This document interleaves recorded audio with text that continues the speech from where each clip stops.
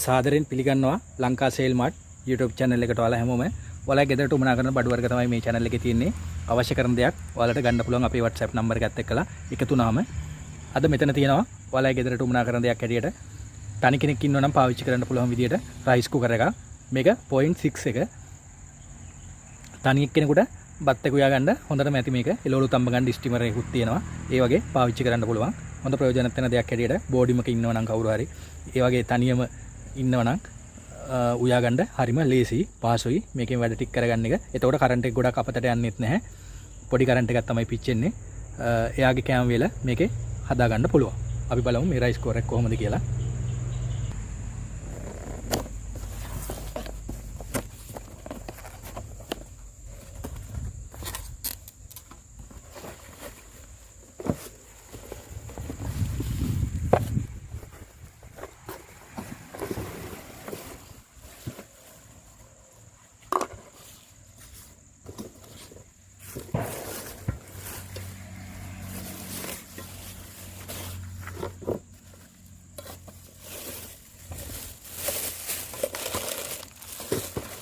මේ විදිහට තමයි භාජනයේ සයිස් එක තියෙන්නේ.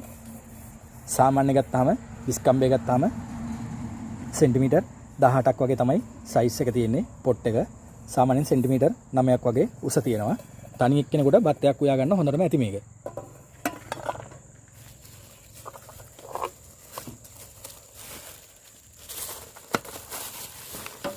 ඒකට ස්ටිමර් එකකුත් වෙනවා.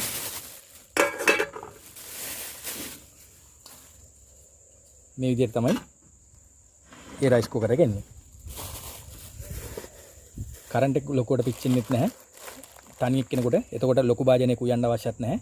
මේක උයාගත්තාම හොඳටම ඇති.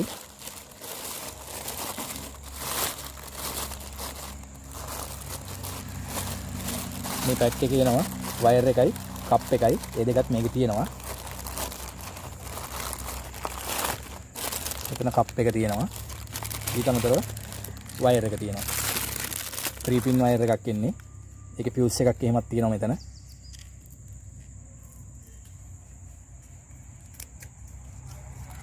මෙතන ෆියුස් එකක් තියෙනවා.